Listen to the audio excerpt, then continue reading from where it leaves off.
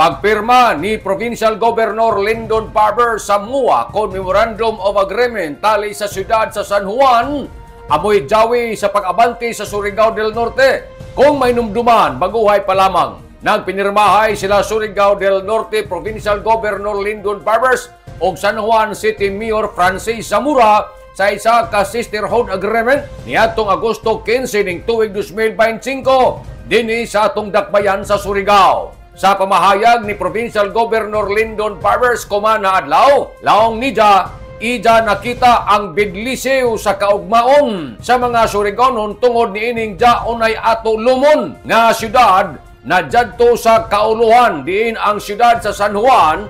Isa ini ka syudad nga nagmalambuon sa nanpaspas na miasinso. Laong ni Governor Barbers, nagiusa ang Surigao del Norte sa San Juan City pinaagi sa sisterhood agreement. Isa ini ka simbolonan panagiusa pagtinabangay sa nanpaglaom para sa lig-o na public health, turismo, edukasyon, sa non-disaster resiliency ug matod ni Governor Barbers, apil sab ang oportunidad na maipakilaya ang mga produkto sa Surigao del Norte dito sa Manila sanan ma-promote pa ang ato mga local tourist spots na mas dako na merkado. Amo nga nakalaong si Governor Barbers na ano sa kamuwa na ila tagpirmahan ni San Juan City Mayor Francis Zamora amoy jawi sa pag-abante sa Surigao del Norte.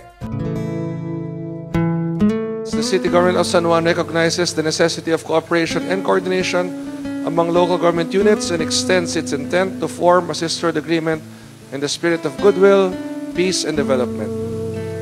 Ako po ay nagpapasalamat sapagkat tinanggap niyo po ang aming kagustuhan na tuluyan tayong maging magkapatid ang lalawigan ng Surigao del Norte at ang lungsod po ng Surigao.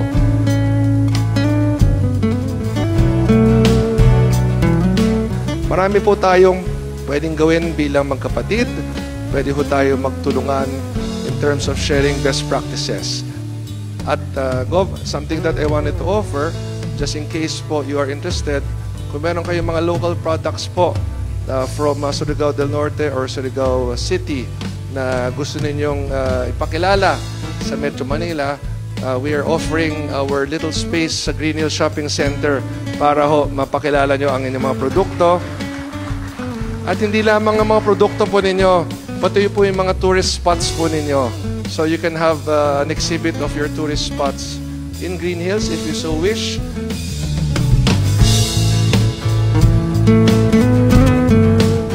Rest assured, whatever that we have to agree on as sisters, Sister LGU, of course, we will be here for the city of San Juan.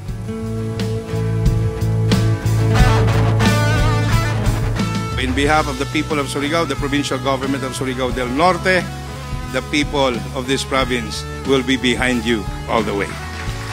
So with that, Mayor and mga konsehales ng City of San Juan, thank you for choosing Surigao City and Surigao del Norte to be one of your sisters. Thank you for being with us. Thank you for the upcoming support. Thank you for all the things that we will learn from what you have done as a perfect, I would rather say perfect, LGU. Yan po ang aming munting may tutulong sa inyo po to promote your tourist destinations, to promote your governance, and of course, for us to be able to exchange ties and economic possibilities.